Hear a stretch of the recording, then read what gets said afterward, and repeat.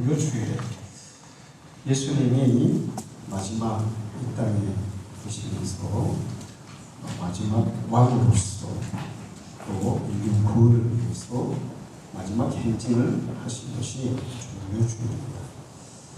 예수님이 예루살렘으로 들어가실 때 나귀 새끼를 타시고 들어가시는데 제자들이 그 도성 버저스 앞에 깔고 아이들이 종려나무 가지를 들고 호산나 호산나 주여 구원하소서 그렇게 외치면서 맞이했다.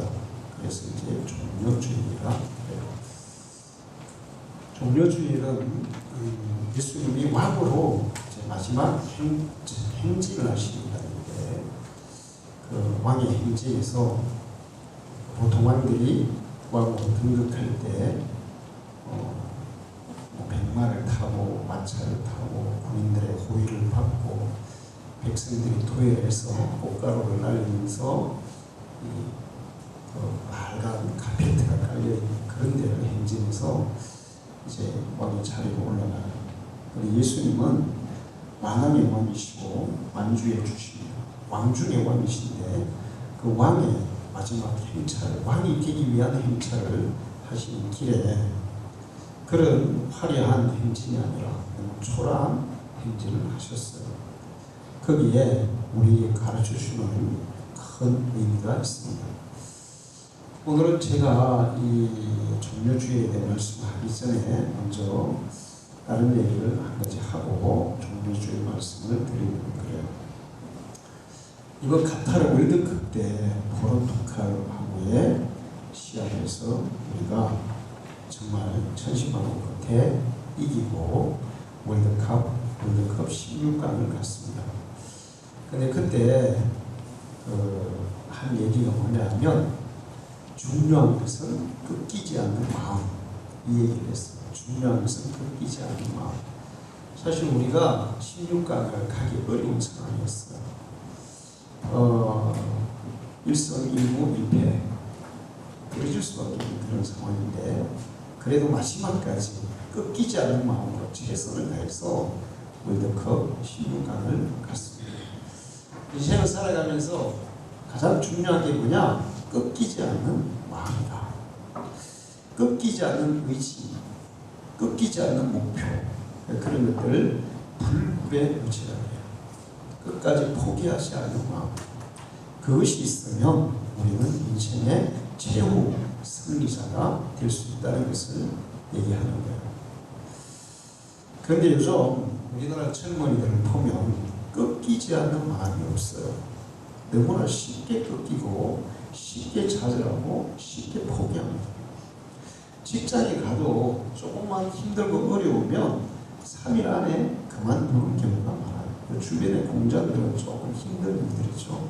사장들 얘기 들어보면 우리나라 청년들 왔다가는 3일 안에 다 그만둔대요. 그래서 할 수 없이 외국 아이들을 쓴다고 얘기를 하더라고요. 끈기 있게 뭐 하는 게 없어요. 캥거루처럼 부모의 보호 주머니 안에서 세상 밖으로 나오려고 하지도 않고 도전하려고 하지도 않고 도전해서 쉽게 꺾여버립니다. 그러면 사람들의 이 꺾이지 않는 마음을 가져야 되는데 그게 어떻게 가질 수 있겠느냐 하는 거예요. 꺾이지 않는 마음이 중요한 게 그거야. 인생을 살아가는데. 근데 그 꺾이지 않는 마음을 다 가져야 되는데 사람들이 그게 잘 없다는 거예요. 어떻게 하면 꺾이지 않는 마음을 가질 수 있을까 하는 거죠. 봄이 되면 밭에 여러 가지 야채, 채소, 그 다음에 고추, 가지, 토마토, 오이 이런 걸 심죠. 그런데 고추나 가지나 토마토나 오이 이런 것들은 옆에 지지대를 안 씌워주면 절대로 클 수가 없어요. 크기는 크는데 바람이 조금만 불어도 쓰러지고 넘어지고 부러지고 그래서 결실을 할 수가 없습니다. 그런 것들은 키가 이렇게 많이 크기 때문에 지지대를 반드시 씌워줘야 돼요. 키는 크지만 이게 약해. 지지대를 씌워줘야 튼튼히 자라서 이제 결실을 거둘 수가 있어요. 가로수를 심을 때 보면 가로수들도 반드시 지지대를 심어줘야 돼요. 좀 이제 가로수가 씨앗을 심거나 작은 나무를 심는 게 아니고 어느 정도 자란 나무들을 심게 되는데, 그런 나무들은 이 밑에 위에는 크지만 뿌리가 작기 때문에 태풍이 오거나 바람이 불면 쉽게 쓰러집니다. 반드시 지지대를 세워줘야 꺾이지 않고 든든히 서서 자랄 수가 있어요. 인간도 마찬가지예요. 인간은 강한 것 같으면서도 허약한 부분이 너무 많습니다. 어떤 사람은 어떤 부분에서는 강하지만 어떤 부분에서는 또 너무 취약한 경우들이 많아요. 완벽하게 강한 사람은 세상에 아무도 없다는 거죠. 그래서 사람도 꺾이지 않는 마음, 꺾이지 않는 의지를 가지려면 뭔가 그를 받쳐주는 지지대가 필요한 거예요. 어릴 때는 누가 지지대가 되어줍니까? 부모가 지지대가 되어줘요. 그런데 부모도 이 자기 자식들을 끝까지 완전히 지지해 줄 수는 없어요. 왜 그런가 하면 부모들도 쉽게 꺾일 수 있는 연약함을 가지고 있는 존재들이기 때문에 그래요. 거기다가 자칫 아이들을 너무 많이 지지해 주면 도리어 아이들이 허약하게 자랄 수도 있어요. 그래서 너무 많이 지지를 받은 요즘 애들이 어떻게 보면 허약하게 됐을 가능성도 있습니다. 부모들 자신도 끊임없이 흔들리는 인생이기 때문에, 꺾일 수밖에 없는 인생이기 때문에 이 자녀들에게 든든한 지지대가 되어주기는 어렵다는 거예요. 그렇다면 우리에게 꺾이지 않는 마음, 꺾이지 않는 의지를 주는 우리의 삶의 가장 든든한 지지대가 뭘까 하는 거죠. 우리를 완벽하게 지지하고 끝까지 우리를 붙들어 줄 수 있는, 절대로 흔들리지 않도록 견고하게 지지해 주는 그런 지지대는 하나님 한 분밖에 없는 줄 믿습니다.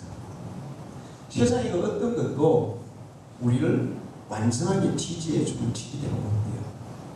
오직 하나님만 우리의 완전한 지지대가 되어줄 수 있습니다. 로마서 8장 37절 39절을 보면, 그러나 이 모든 일에 우리를 사랑하시는 이로 말미암아 우리가 넉넉히 이기느니라. 세상의 그 모든 일에 꺾이지 않는 마음을 가지고 넉넉히 이기는데, 그것은 우리를 사랑하시는 하나님으로 말미암아 꺾이지 않고 이기느니라. 할렐루야. 내가 확신하노니 사망이나 생명이나 천사들이나 권세자들이나 전쟁이나 장래이나 능력이나 높음이나 깊음이나 다른 어떤 피조물이라도 우리를 우리 주 예수 그리스도 안에 있는 하나님의 사랑에서 끊을 수 없으리라. 할렐루야.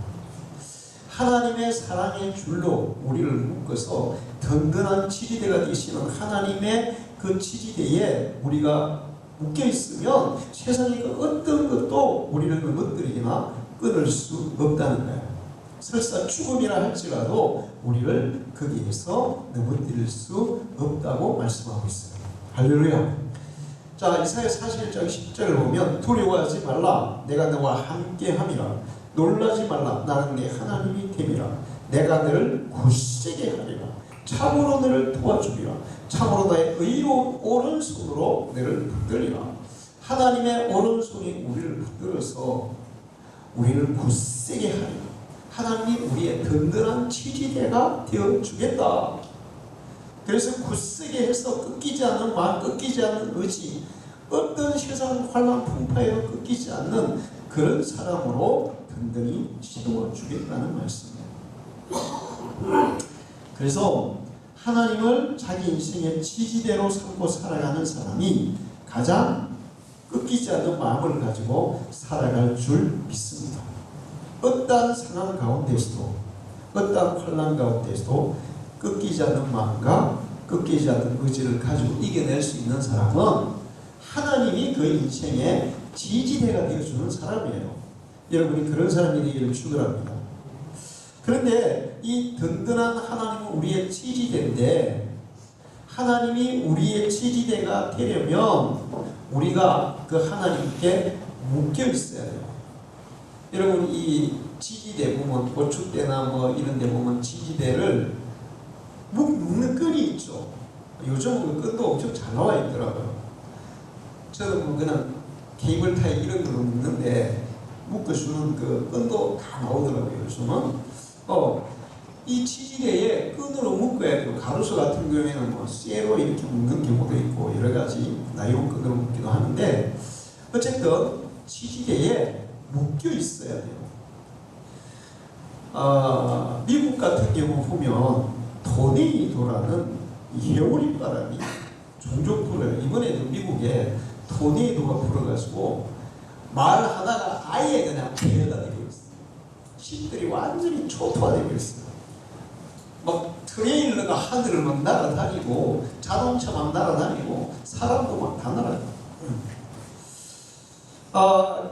이 토네이도의 피해를 줄이기 위해서 연구하는 그런 사람들이 있는데 옛날에 인투 더 스톰이라는 그런 토네이도 연구하는 사람들이 영화가 있었어요. 토네이도가 부는데 이 토네이도가 이제 막 오고 있는 거예요. 그러면 이제 집이 뭐고 막 다 날아가죠. 저는 이제 집을 뭐 벽돌이나 철근으로 지은 집들은 안 날아가겠지 했는데 철근으로 이렇게 튼튼히 지은 집은 다 날아가지는 않더라고요. 근데 벽돌로 지은 집도 다 무너져 보니까 미국은 주로 나무로 많이 짓잖아. 토네이도 불면 그냥 완전히 다 부서지고 다 날아가요. 우크라이나 전쟁보다 더 처참해요. 완전히 남아있는 게 없어요. 그런데 이 연구하던 사람이 이제 토네이도 속에 갇히게 된 거예요. 근데 보니까 이렇게 지하로 이렇게 파놓은 그런 데가 있었는데 거기에 밑에 내려갔는데 거기 철근이 하나 이렇게 쇠막대기가 이렇게 박혀 있었어요. 거기에다가 이제 끈으로 자기 몸을 막 동여맵니다. 그래가 이제 남녀 주인공이 그게 막 몸으로 동여매요. 그러니까 토네이도가 부니까 이렇게 이제 그 지하에까지도 막 영향이 오는 거예요. 그래서 이제 사람 몸이 막 공중으로 막 떠오르려고 해요. 근데 이제 쇠막대기에 든든히 묶어놨기 때문에 떠오르기는 하지만 딸려 올라가지는 않더라고요. 그렇게 해서 살아나는 그런 영화가 있었어요. 튼튼한 쇠기둥 거기에다가 자기 몸을 단단히 묶으니까 이 토네이도 바람에도 날아가지 않더라고요. 하나님이 우리의 든든한 지지대가 되시는데 그 지지대에 우리 자신을 단단히 묶어놔야 될 줄로 믿습니다. 그러면 우리가 하나님께 이렇게 이제 하나님은 지지되고 우리는 하나님과 묶여 있어야 되는데 무슨 끈으로 하나님과 우리를 묶어놔야 하냐는 거예요. 하나님과 우리를 든든히 묶어주는 밧줄이 과연 뭐냐? 그것은 바로 하나님께서 우리를 향한 밧줄은 하나님의 사랑인 줄 믿습니다. 할렐루야. 아까 로마서 8장 거기에도 하나님의 사랑에서 끊을 수 없으리라. 하나님의 사랑이 우리를 하나님과 묶는 튼튼한 밧줄 역할을 하고 있어요. 그러면 우리 편에서 하나님께도 묶어야 되잖아요. 그럼 우리 편에서 하나님께 묶어야 되는 밧줄은 뭘까요? 하나님이 우리를 묶는 밧줄은 하나님의 사랑이에요. 자기의 독생자까지 내어주시는 그 엄청난 강한 사랑이 우리를 묶는 밧줄이 돼요. 우리도 하나님께 밧줄을 묶어야 돼. 또 우리가 묶어야 되는 밧줄은 뭘까요? 믿음이에요. 할렐루야. 우리의 믿음이 하나님과 우리를 묶어야 됩니다. 하나님은 사랑의 밧줄로, 우리는 믿음의 밧줄로 하나님과 우리를 단단히 묶어 놓으면 꺾이지 않는 마음을 가지고 살아갈 수 있을 줄로 믿습니다. 그런데 이제 어떤 사람들은 이 믿음의 밧줄이 약한 경우가 있어요. 밧줄이 약해. 그 믿음이 약한 거예요. 믿음이 약한 사람은 그냥 작은 바람에도 끊기고 넘어지고 그럴 수가 있어요.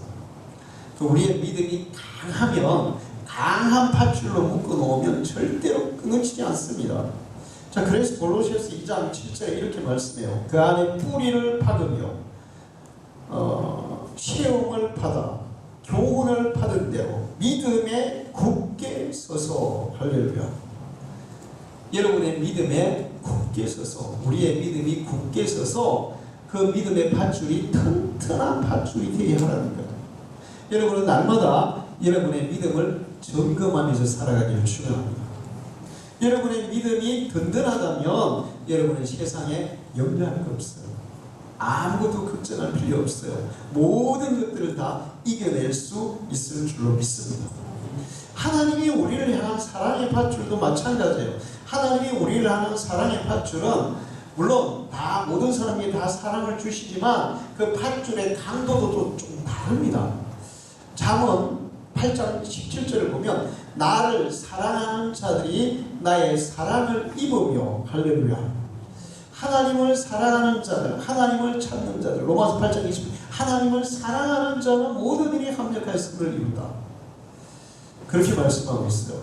하나님을 간절히 찾는 자가, 뒤에 나를 간절히 찾는 자가 나를 만날 것이니라. 하나님의 사랑의 밧줄이 우리에게 얼마나 더 강하게 오는 사람이 있는데, 하나님을 사랑하고 하나님을 더 간절히 찾는 자들에게 하나님은 더 강한 사랑의 밧줄로 우리를 묶어주신다는 거예요. 여러분이 이런 믿음의 사람이 되기를 축원합니다. 우리가 영화 같은 거 보면 이제 이렇게 뭐 요즘은 그런 출렁다리 많잖아요. 출렁다리. 우리나라 온데도 출렁다리 많이 만들어놨어요. 관광지 하려고. 근데 이제 영화 같은 거 보면 출렁다리 근데가 출렁다리가 끊어져가지고 이제 주인공이 뭐 이렇게 한쪽에 이렇게 손을 잡고 한쪽에 이제 자기 애인이 뭐 이렇게 떨어질 때 손으로 이렇게 딱 잡잖아요. 그런데 한 사람만 이렇게 잡으면 이게 막 버티다가 어떻게 돼요? 미끄러져 가지고 떨어져요. 클리프 해너라는 영화 있죠. 근데 그 클리프 해너 영화의 그 주인공이 남부와 한 사람이 이름이 있더라. 실버스타 스텔러. 산에 그 등산 구조요원이 있어요. 근데 산에서 이렇게 등산 줄 타고 가다가 동료가 떨어졌는데 손으로 딱 잡은 거야 이제. 근데 이게 한쪽 자기만 이렇게 딱 잡으니까 이 발목을 잡았어요. 근데 이게 쭉 미끄러져가지고 빠져서 죽었어. 그러면 보세요. 이게 딱 잡았어. 이제 한쪽에서 이제 하나님께 우리를 잡았어. 하나님 우리 손목을 잡았어. 이렇게 있어가지고는 이게 빠질 수 있는 거예요. 그거 어떻게 잡아야 될까? 서로 이렇게 잡으면 안 빠지는 거예요. 할렐루야. 이렇게 잡아야 돼. 이렇게 잡으면 안 빠져. 하나님이 우리를 붙잡고 우리도 하나님을 붙들고 이렇게 하나님과 우리를 믿음과 사랑의 끈으로 단단히 묶어놓은 사람은 절대로 꺾이지 않는 마음을 가질 수가 있는 줄 믿습니다. 우리 방주교회 성도들이 꺾이지 않는 마음을 가지고 살아가기를 축원합니다. 하나님과 여러분을 사랑과 믿음의 끈으로 단단히 묶어 살아가기를 축원합니다. 이제 오늘 성경 말씀은 종려주일에 대한 말씀이에요. 예수님이 만왕의 왕이세요. 그리고 만왕의 왕으로 이제 왕이 되시기 위해서 이 만왕의 왕이 되는 과정이 일반 왕들이 되는 것과는 좀 과정이 달라요. 이런 나귀 새끼를 타고 행진을 하시고 그 거창한 왕들의 그 대관식의 그런 행진인데 그런 거창한 행진이 아니라 아주 초라하고 아주 보잘것없는 그런 행진을 하시고 왕관을 쓰셔야 되는데 왕관을 쓰시기는 썼는데 황금으로 만든 보석으로 단장된 관이하고 무슨 관을 쓰셨어요? 가시로 만든 관을 쓰셨어요. 가시로 만든 관을 써야만 우리의 죄를 씻어줄 수 있기 때문에 왕관을 쓰셨는데, 그리고 그 예수님의 십자가 위에 뭐라고 썼어요? 유대인의 왕이라고. 왕인데 왕이면은 막 왕복 입고 왕관 쓰고 막 백성들의 환호를 받으면서 막 박수를 받으면서 이렇게 등극을 해야 되는데 예수님은 만왕의 왕으로서 가시관을 쓰고 십자가에 못이 박혀 모든 피와 물을 다 쏟으시고 그렇게 왕이 되셨어요. 할렐루야. 그래야만 우리 인류의 죄를 사하고 우리를 구원할 수 있기 때문에 예수님이 그렇게 왕의 대관식을 치룬 줄로 믿습니다. 자, 그럼 예수님이 예루살렘으로 이제 왕의 행차를 마지막 행차를 하실 때 그러면 일반 세상의 왕들처럼 그런 화려하고 막 장엄한 행차를 할 수 없어 그러면 아니에요. 그분은 일반 왕들보다 더 장엄하고 화려한 행차를 할 수 있는 분이에요. 하늘의 백마를 타시고 천군 천사의 호의를 받으시면서 얼마나 그렇게 막 행진을 하면 얼마나 상상을 할 수 없는 그런 장엄한 행차를 할 수 있는 분이에요. 근데 그렇게 안 하셨어요. 초라하게 나귀도 아니고 나귀 새끼를 타시고 사람들의 어른들의 환호가 아이들이 종려나무 가지를 흔들면서 그냥 이 완전히 막 카페트 빨간 카페트를 쫙 깔아놔야 되는데 제자들이 겉옷을 벗어서 그 앞에 까는 어떻게 보면 일반 사람들이 볼 때 야 저거 뭐야 저게 행차가 뭐야 정말 웃기네 그래서 막 웃었을 거예요. 그런 초라한 모습으로 예수님이 마지막 왕의 행차를 하신 거예요. 그러면 예수님이 만왕의 왕인데 이 우주 만물의 왕이고 보이는 세계와 보이지 않는 세계의 왕이신데 그 만왕의 왕에 계시는 그 마지막 길을 가시는데 왜 그렇게 초라한 모습으로 그렇게 가셨을까 하는 겁니다. 예수님은 자기가 만왕의 왕이지만 이 땅에 계시는 동안에 섬기는 왕으로 오셨음을 보여주기 위해서 그랬어요. 할렐루야. 왕들은 보통 어떻게 합니까? 지배하고 다스리고 명령하는 그런 사람이 왕이죠. 그런데 예수님은 섬기는 왕, 백성들을 섬기는 왕의 모습을 나귀 새끼를 통해서 보여주신 거예요. 뿐만 아니고 예수님은 만왕의 왕이지만 평화의 왕으로 오셨음을 보여주셨어요. 나귀 새끼 타고 전쟁할 수 있습니까? 전쟁할 때 뭐 타고 했어요? 옛날에 말 타고 했어요. 말도 정말 그 뛰어난 말, 예를 들어서 그 적토마, 관우가 탔던 욕보가 탔던 적토마 이런 거 타면 훨씬 더 잘 싸울 수 있죠. 그러니까 그런 막 이게 진짜 잘 달리는 튼튼한 조금 뭔가 모르게 막 일반 말보다 더 막 멋있는 그런 말을 타야 전쟁을 잘할 수 있어요. 근데 예수님은 나귀 새끼 왕인데 나귀 새끼를 타셨어요. 전쟁을 하려고 오신 분이 아니라 뭘 위해서 오셨다는 거예요? 평화를 이루기 위해서 오신 분이 아니라 할렐루야. 평화의 왕이라는 것을 보여주기 위해서 그렇게 하신 거예요. 예수님은 만왕의 왕이지만 겸손의 왕인 것을 보여주시기 위해서 그렇게 하셨어요.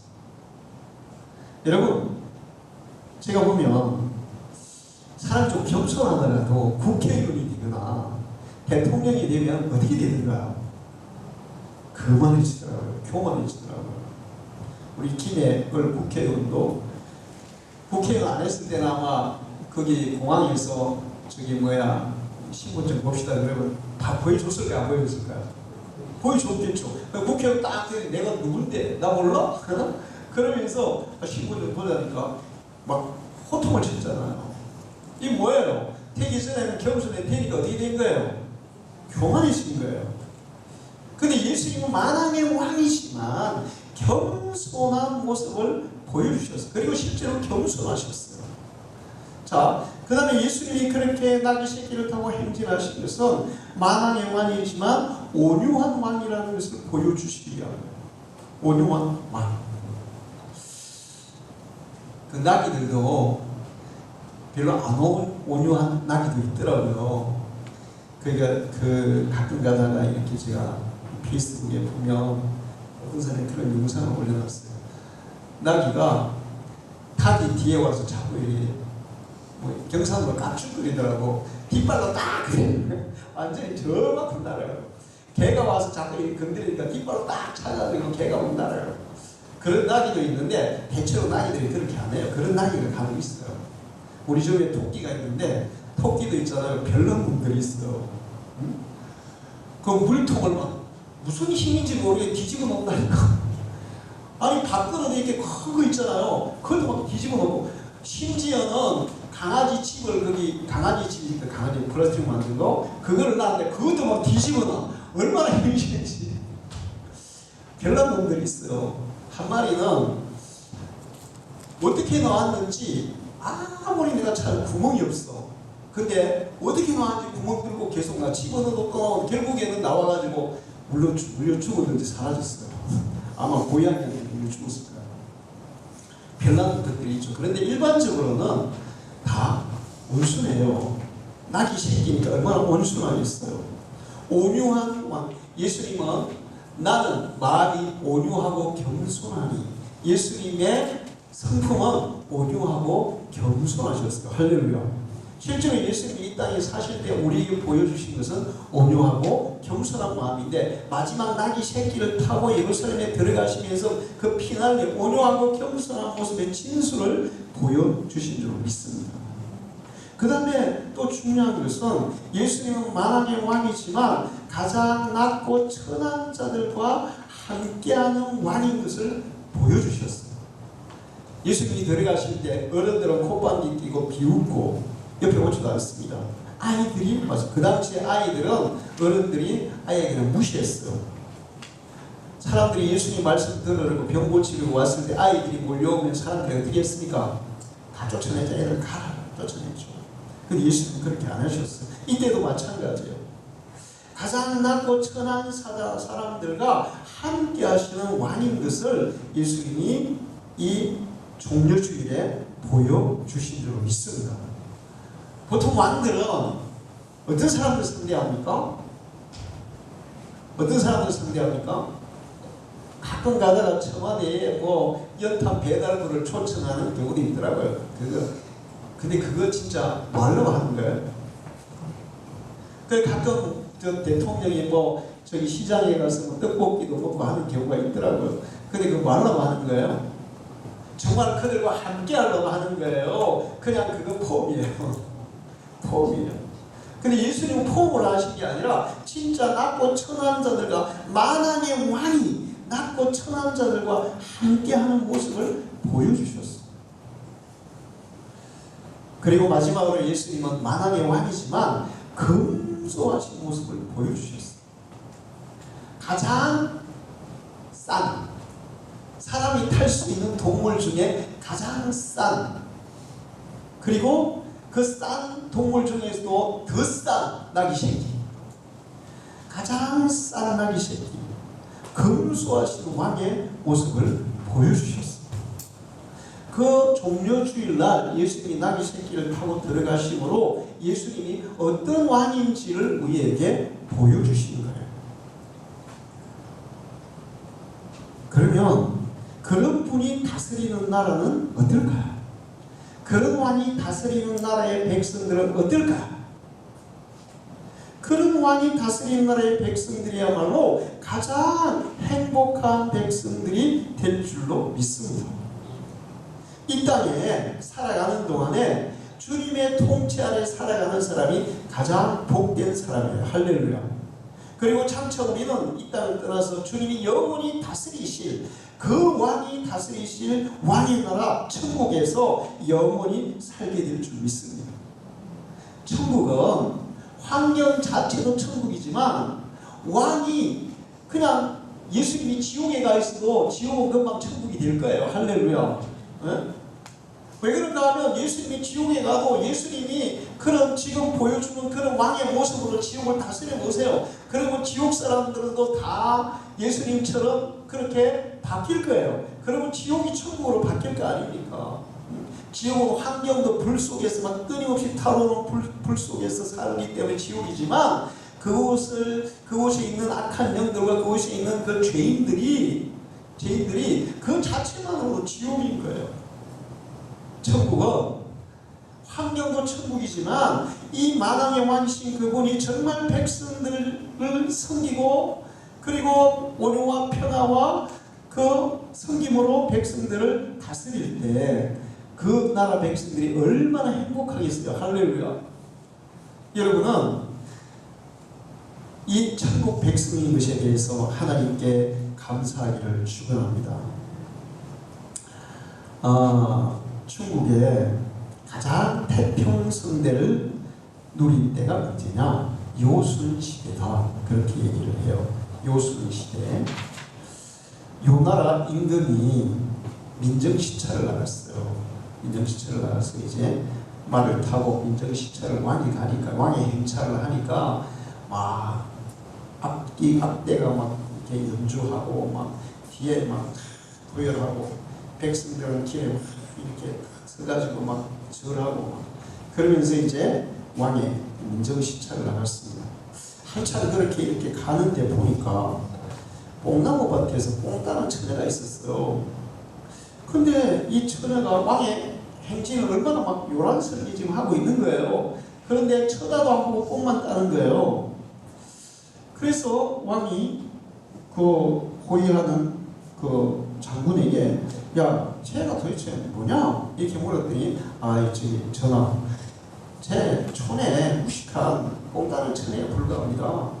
제가 가서 어떤 처녀인지 확인해보고 있습니다. 그랬더니 왕이 약간 호기심이 생긴 거예요. 아니 감히 왕의 행차에 쳐다보지도 않고 절도 안 하고 뽕만 따고 있어? 도대체 저 처녀가 뭔가? 하고는 이제 말에서 내려가지고 뽕 따는 처녀 쪽으로 가는데 이 처녀의 뒷모습이 너무 아름다운 거예요. 막 천사 같은 거예요. 그래서 더 호기심이 생겼어요. 야, 저렇게 아름다운 처녀가 그래도 왕에게 감히 반응도 안 하고 절도 안 하고 뽕만 따고 있어. 금방지게. 그러면서 이제 갔어. 앞에 가가지고 이제 얼굴을 딱 쳐다봤는데 세상에 얼굴을 보니까 정말 보기가 민망한 거예요. 얼굴에 혹이 하나 붙어 있는 거예요. 응? 그래서 왕이 그 앞에 가가지고 이렇게 이제 기척을 하니까 처녀가 돌아보면서 왕에게 정중하게 문의를 했어요.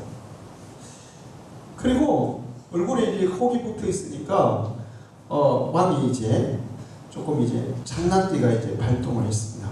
그래서 왕이 이 처녀에게 도대체 너는 만 백성의 그 모든 백성들이 짐을 향하여 경의를 표하는데 어찌하여 너는 왕이 지나갈 그 경의를 표하지 않느냐? 이렇게 얘기를 했어요.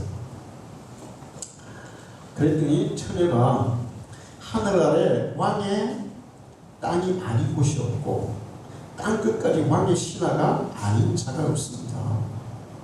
어지신 왕에게는 동서남북의 어느 백성이고 이 절하지 않는 백성이 없어요. 만 백성의 어버이에게 이렇게 부복하는 것은 정말 그것은 마땅한 도리입니다.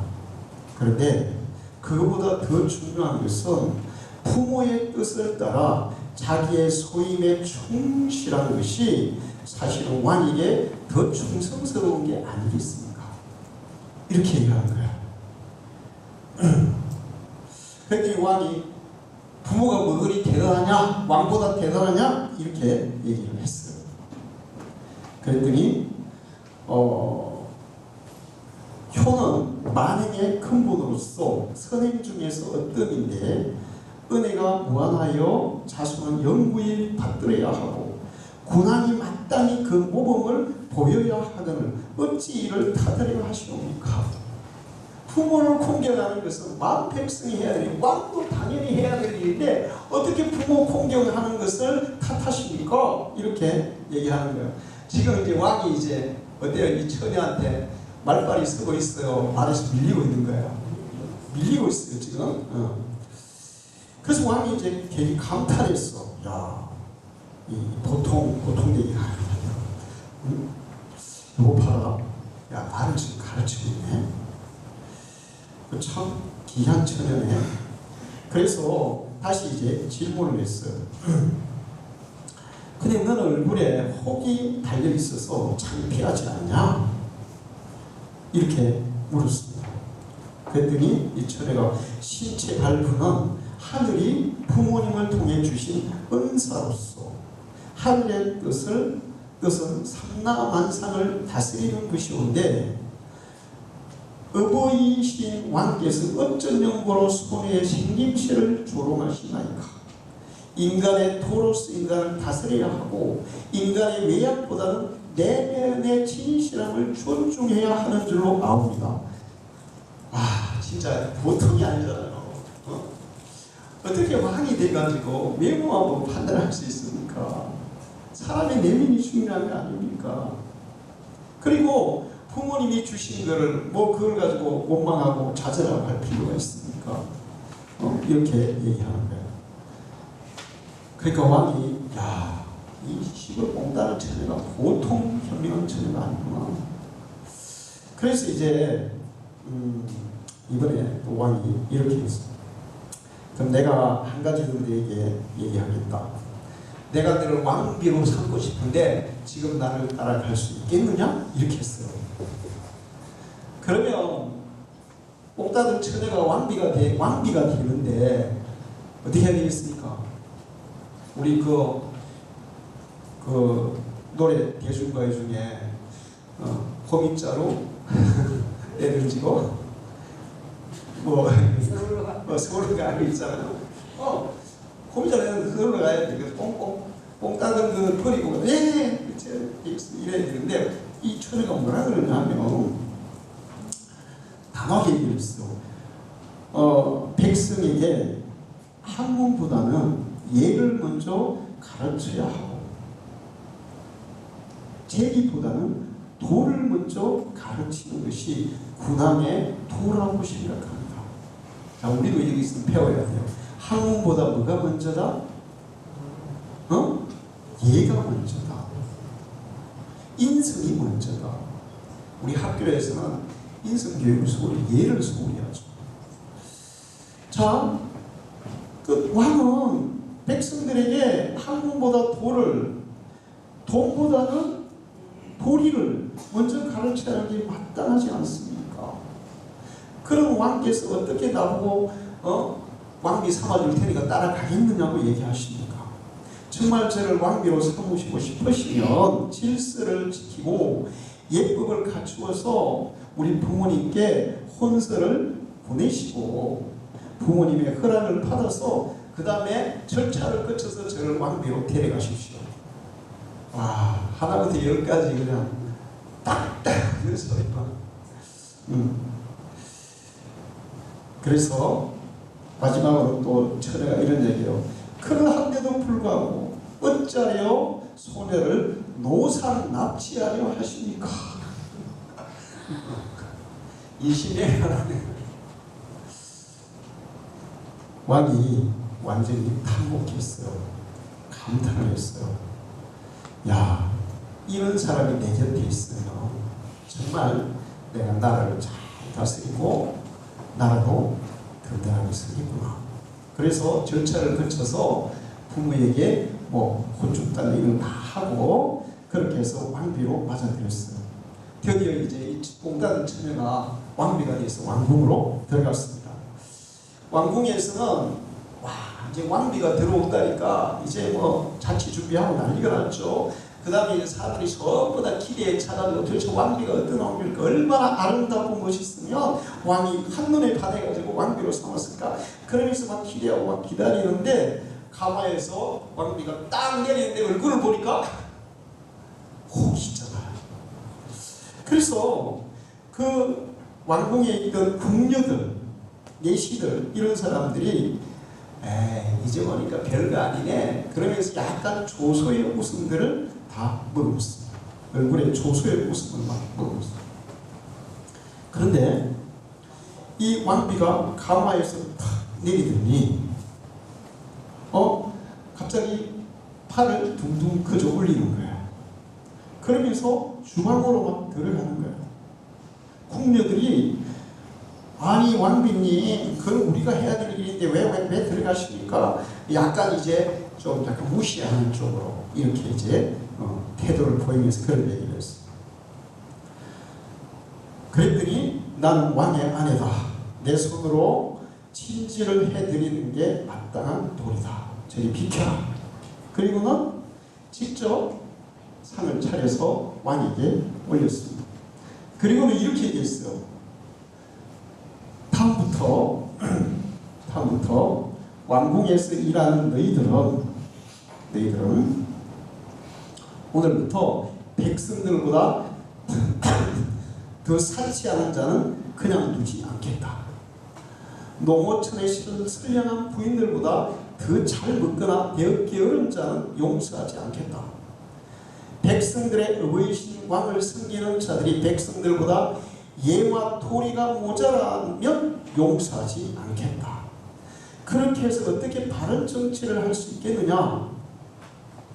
이렇게 단호하게 이제 명령을 했습니다. 그러면서 왕비가 딱 모범을 보이니까 궁녀들이 어떻게 하겠어요? 따를 수밖에, 왕궁에 있는 사람들이 따를 수밖에 없는 거예요.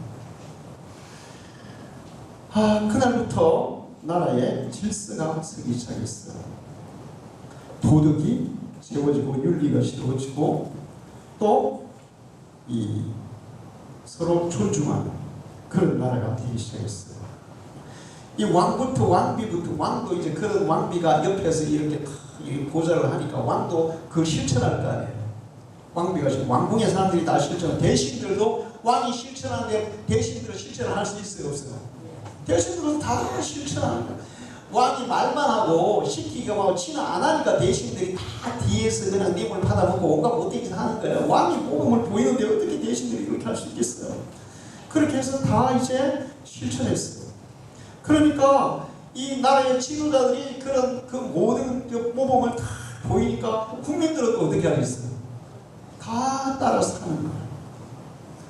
그러면서 이제 이 요술 시대에 중국에서 가장 살기 좋은 태평성대를 이루었다. 이렇게 얘기하는 거예요. 태평성대, 백성들이 가장 살기 좋은 세상은 바로 섬기는 왕이 다스리는 거예요. 할렐루야. 본을 보이는 왕이 다스리는 거예요. 예수님은 이 요술시대의 왕비나 왕보다 더 섬기는 왕이고 더 본을 보이는 왕이고 겸손한 왕이고 정말 낮은 자들과 함께하는 그런 왕이었어요. 할렐루야. 왕들은 주로 어디 있습니까? 왕궁에 있어요. 백성들 사정 알아요? 몰라요? 몰라요. 근데 예수님은 하늘 나라 보좌에만 계시지 않고 이 땅에 오셔서 우리와 똑같이 되시고 우리와 똑같이 고난을 받으시고 가난해지시고 배고파시고 정말 헐벗고 굶주리고 그 모든 고통을 경험하시면서 우리와 함께 하신 왕이에요. 할렐루야. 그래서 히브리서에 보면 우리와 똑같은 고난을 받으셨고 그래서 우리를 더 깊이 이해하시고 우리를 그렇게 용납하시고 받아주시는 분이라고 말씀해요. 할렐루야. 그래서 예수 그리스도와 통치하는 나라 백성들이 천국 백성이 되는 겁니다. 할렐루야. 예수님은 종료주일 낙인식 타시고 예루살렘 들어가시면서 진정한 왕의 모습, 진정한 왕은 어떤 왕이냐? 군림하는 왕, 명령만 하는 왕, 백성을 학대하고 백성을 그냥 자기 마음대로 주관하고 그러면서 자기의 이익만 챙기는 그런 왕이 아니라 백성들과 함께하고 낮은 자리에 같이 있고 백성들과 함께 아파하고 그들에게 평화를 주고 그들을 섬기고 그들에게 본을 보여주는 그런 왕이라는 것을 몸소 보여주셨어요. 그리고 지금도 그 모습 그대로 이 우주 만물을 통치하고 계신 줄로 믿습니다. 하나님의 백성된 우리, 그리스도의 백성된 우리가 얼마나 복받은 인간인가 알아야 돼요. 할렐루야. 요술시대에 살았던 사람들은 가장 복받은 인생을 산 사람들이에요. 중국 역사상. 주님이 통치하시는 세계에 사는 사람이 가장 복받은 인생인 줄 믿습니다. 세계는 그동안에도 그렇고 지금도 그런데 얼마나 많은 독재자들, 얼마나 많은 포악한 왕들이 백성들을 고통스럽게 만드는지 몰라요. 이번에 미얀마에 군부 쿠데타가 일어나가지고 미얀마 국민들이 얼마나 많이 죽었어요. 3,000여 명 이상 죽었고 그 다음에 뭐 미얀마의 경제 완전히 파락이 됐고 백성들 얼마나 고통해요. 그러면서도 그냥 그 폭력을 계속 행하고 있습니다. 지금도 그런 그 지도자는 북한의 그 김정은이 국민들은 이제 굶어죽고 간다고 난리인데 거기 막 그 미사일 한 방 쏠 때 그 돈이 얼마인지 아세요? 몇백억씩 한다는 말이에요. 핵폭탄 하나 만들 때 얼마나 돈이 많이 들겠어요. 국민들은 굶어죽는데 그 뭐가 필요가 있어. 쓰지도 못할 거. 핵폭탄 괜히 우리한테 위험하는 게 쓰지도 못해요. 국민들은 굶어죽는다. 그리고 북한에서 청소년들도 막 총살시킨다더라고요. 우리나라는 청소년들은 죄를 지어도 어떻게 해요? 아직 나이가 어리다고 봐줘. 누구 봐주는 것도 문제는 있지만 북한처럼 총살을 시키는 게 있어요. 거기다 북한에서 김정은이 나쁜 놈이라 그랬다면 다 총살이야. 우리나라 윤석열이 뭐라 그래요? 온갖 소리 다 해. 그래도 뭐 저기 경찰이 끌고 가지도 않아. 푸틴은 어떻습니까? 푸틴이 우크라이나를 침공한 거, 우크라이나 국민들이 얼마나 고통을 주는지 몰라요. 그런데 우크라이나 국민은 이 러시아의 젊은이들 전쟁터에 끌어다가 전쟁터에 총알 가지고 쓰고 러시아 국민들이 뭐 얼마나 많이 죽은지 몰라요. 그래서 그냥 이번에는 또 17만 명인가 군인들을 징계한다는데 막 도망치고 난리나죠. 자기 나라가 아니 도대체 우크라이나를 쳐들어가서 뭘 하려고 자기 나라의 그 정말 피 끓은 젊은 청춘들을 그렇게 죽이면서 그 일을 해야 되냐고. 응? 이런 못된 통치, 그런 통치자들이 다스리는 나라의 국민들은 어떨까요? 고통이에요. 이 세상이 지옥이에요. 그런데 그런 통치자가 세상에 너무 많았어요. 그런 통치자들이 다스리는 나라에서 살았던 사람들은 다 고통 속에 살았어요. 이라크의 후세인, 시리아의 알-아사드, 지금 시리아의 대통령이 알-아사드예요. 이번에 시리아 그 터키하고 시리아에 지진이 났죠. 지진이 나서 막 무너지고 사람들이 막 깔려 죽고 그런 상황에 거기다가 또 폭탄을 막 일부었어. 이게 도대체 인간으로 할 일입니까 이게? 구조해 주지는 못할 만큼. 이거는 마귀 계산이에요, 마귀 계산. 인간이 아니에요. 그런 나라의 지도자가 다스리는 나라에 얼마나 국민들이 불행하겠어요. 리비아의 카다피, 필리핀의 마르코스, 독일의 히틀러, 캄보디아의 폴포트. 폴포트는 200만 명의 캄보디아 국민들을 학살했어요. 무참하죠. 얼마나 두렵고 얼마나 무섭고 얼마나 고통스러웠어요. 소련의 스탈린, 중국의 마쩌둥, 우간다의 이디아민, 루마니아에서 차우셰스코, 짐바브웨 무가베, 수단의 알-바시르, 예멘의 압둘라스, 이런 독재자들이. 치에는 이번 얼마 전에도 어느 나라에서 그 국민들이 데모해가지고 왕궁을 차지하는데 왕궁에 가보니까 막 컵으로 다 돼 있고 막 수영장도 막 컵으로 만들어 놓고 완전히 난리 났잖아요. 국민들은 굶어 죽고 먹을 게 없어서 굶어 죽는데 이런 사람들은 독재자들이에요. 그런 사람들이 정말 왕이 대통령이 제대로 안 하는 나라에 사는 국민들은 고통받는 거예요. 그러나 예수님같이 통치하는 나라에 사는 사람들은 태평성대를 이루는 거예요. 할렐루야. 우리가 이 땅에 사는 동안에 주님의 통치를 받으시기를 축원합니다. 주님은 장차 하늘나라에서 우리를 영원히 다스리실 분이시지만 이 땅에 사는 동안에도 만왕의 왕으로, 성김의 왕으로, 평화의 왕으로, 겸손한 왕으로 지금도 우리와 함께 하시는 줄 믿습니다. 그리고 장차 그 주님의 나라에서 그 왕이 우리와 함께 영원히 다스리실 거예요. 그 정신으로 다스리실 거예요. 그러면 사실은 왕은 종이 되는 거고 백성이 뭐가 되는 거예요? 왕이 되는 거잖아요. 할렐루야. 응? 장차 예수님이 너희도 내가 이기고 하나님 보좌에 앉은 것처럼 너희도 하늘에서 내 보좌에 앉게 해주겠다. 왕대에서 다 해주겠다는 거예요. 하나님 나라 백성, 예수 그리스도가 통치하는 나라의 백성이 가장 복 있는 백성입니다.